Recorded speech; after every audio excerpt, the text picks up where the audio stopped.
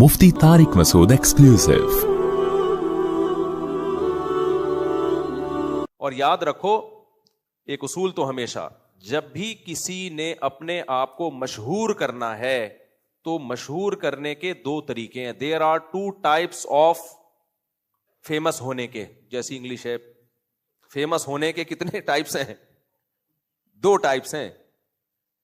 ایک طریقہ تو یہ ہے کہ آپ میں کوئی قابلیت ہو، آپ محقق ہوں، کوئی ایسی چیز عوام کو دینا شروع کریں جو بڑی اٹریکٹیو ہو یا عوام کو اس میں بہت زیادہ فائدہ ہو.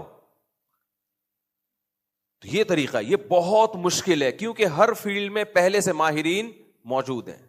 میڈیکل سائنس میں اگر آپ چاہتے ہو میں کوئی ایسی ریسرچ لے کر آؤں جو ہٹو بچوں قسم کی ہو، تو آپ لے آؤ گے؟ نہیں لا سکتے بھائی آپ، کیونکہ آپ سے زیادہ ایکسپرٹ، اگر آپ 30 سال کے ہو تو 60 سال کا ڈاکٹر وہ آپ سے زیادہ ایکسپرٹ ہوگا.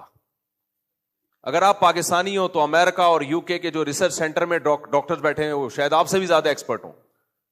پھر اگر پاکستان میں ایکسپرٹ ہیں تو وہ آپ سے بھی زیادہ ایکسپرٹ ہوں گے. اس میں آپ کا سب سے زیادہ ایکسپرٹ بن کے اپنے آپ کو مشہور کرنا یہ آسان کام بولو نہیں ہے، بہت مشکل ہے. اگر آپ حکمت میں حکیم ہو، دیسی نسخے جانتے ہو، کلونجی کے یہ فائدے، ادرک کا یہ، فلانے کا یہ، اور خمیرہ گاؤ زبان، اور اطریف الست خدوس، اور اطریف الکشنزی، اور جناب ایک اور ہے یار، اللہ بھلا کرے، وہ پیٹ کے لیے بڑی اچھی ہوتی ہے، جوارش کمونی. میں اس لیے بتا رہا ہوں کہ اتنے فارغ نہیں ہے جتنا آپ کو لگتے ہیں. جوارش زرعونی، جوارش کمونی، اور معجون فلسفہ، یہ بڑی زبردست دوائیں ہیں. جوارش زرعونی، جوارش کمونی، معجون فلسفہ، اور اللہ بھلا کرے مثانے کے لیے معجون کندر، جن کو پیشاب بہت زیادہ آتا ہے نا، اور نمبر 5 خمیرہ گاؤ زبان. یہ ویسے جنرل نالج کے لیے. خمیرہ گاؤ زبان، خمیرہ مراویر دل کے لیے، موتیوں والا وہ زیادہ اچھا ہوتا ہے. خیر بہت ساری اس میں ڈیٹیل ہے، یہ بڑے خوشبودار چیزیں ہیں، یہ ویسے ہی کھا لو آپ کو اس کے سائڈ افیکٹ، لیکن حکیم سے پوچھ کے کھانا، کچھ افیکٹ ہو گئے تو مجھے پکڑو گے جا کے. خیر اب حکیموں میں بہت سارے حکیم ہیں، کوئی ایک تو تھوڑی ہیں. اب حکمت میں اگر کوئی چاہتا ہے کہ میں کوئی ایسی چیز مارکیٹ میں لے کر آؤں جو اب تک حکیموں کو کے پاس کوئی ایسا نسخہ لاؤں، تو آسان ہے یہ؟ بھائی تو بھی تو ادھی ہمدر یونیورسٹی سے پڑھا ہوگا یا کسی حکیم سے سینہ بسینہ تو نے بیٹھ کے سیکھا ہوگا، تو اکیلا تھوڑی ہے، بہت سارے ہیں بھائی، بہت سارے ہیں. تو اس میں تحقیق کی بیس پہ آگے نکلنا آسان کام نہیں ہے. وہ تو 2-4 لوگ ہی نکل پائیں گے. ہر فیلڈ میں، علم میں بھی ایسا ہی ہے. آپ اپنا دینی علم کا کوئی چینل بناتے ہو اور اس میں آپ مسائل ریکارڈ کروا کے ڈالتے ہو. اب آپ کی کوئی بہت ہی یونک تحقیق ہے جو ایسی چیز ہے جو اب تک مارکیٹ میں کسی کے پاس نہیں ہے، تو سوال پیدا ہوگا کہ بھائی علماء تو بہت ہیں، اتنے مدارس ہیں، اتنے علماء ہیں، 8-8 سال زندگیاں لگا رہے ہیں، ہر مسلک میں ہیں، بریلویوں میں بھی ہیں، اہل حدیث میں بھی ہیں، دیوبندیوں میں بھی ہیں، شیعوں میں بھی ہیں، ہر مسلک میں ہیں، تو کیا لا رہا ہے نہیں مارکیٹ میں بھائی؟ تو یہ بہت مشکل ہوتا ہے. تو مشہور ہونے کا یہ والا طریقہ کیا ہے؟ آسان. اب پرینکر دیکھیں نا آپ، یہ بھی ایک طریقہ ہے مشہور ہونے کا. تو اس میں اب لوگ اتنا آگے جا چکے ہیں، جو کامیڈی میں اتنا آگے جا چکے ہیں کہ اب نیا کوئی کامیڈین آئے اور لوگ کہیں کہ یار ہم اس کو سنیں گے، یہ آسان کام نہیں ہے. اس میں بہت سے لوگ پہلے اس فیلڈ، ہر فیلڈ کی بات کر رہا ہوں، چاہے وہ جائز ہو چاہے وہ ناجائز ہو. تو یہ والا طریقہ مشہور ہونے کا مشکل نہیں بلکہ بہت زیادہ مشکل ہے. اب آسان طریقہ میں آپ کو بتاتا ہوں جو مارکیٹ میں چل رہا ہے، وہ یہ کہ پھینکنا شروع کر دو.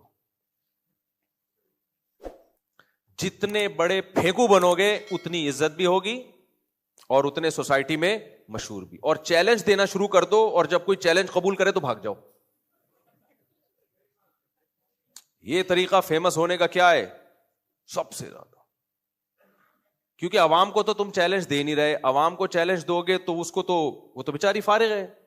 جس فیلڈ میں آپ چیلنج دے رہے ہو وہ چیلنج علماء قبول کریں گے نا، یا ڈاکٹر قبول، اگر میڈیکل سائنس سے متعلق چیلنج ہے تو ڈاکٹر قبول کریں گے، حکیموں سے متعلق چیلنج ہے تو حکیم قبول کریں گے، دین کے علم سے متعلق چیلنج ہے تو کون قبول کریں گے؟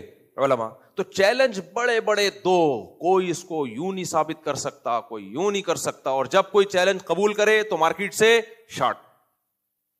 تو لوگ صرف اس چیلنجز کے بھرم میں آئیں گے کہ یار کیا کانفیڈنس سے چیلنج کرتا ہے یار یہ بندہ. اور اگر کوئی میڈیکل سائنس سے متعلق بات ہے تو انگلش میں کچھ ریسرچ پیپر بھی شائع کر دو یا امریکہ سے یہ ریسرچ آئی ہے انگلش میں. اکثر ہمارے پبلک انگلش جانتی نہیں، جانتی بھی ہے تو گوگل پہ کچھ بھی لکھ کے ٹھک کر کے نکال دو یار، کیا پتہ چلے گا کہ یہ امریکہ کی ریسرچ ہے یا لندن کی ریسرچ ہے، پرانی ریسرچ ہے کہ نئی ریسرچ ہے. میں نے ایسے پہلے یوٹیوبر سے بڑا متاثر ہوتا تھا. یوٹیوب پہ کچھ ڈاکٹر آتے ہیں بڑے، کچھ تو واقعی بڑے زبردست ہیں.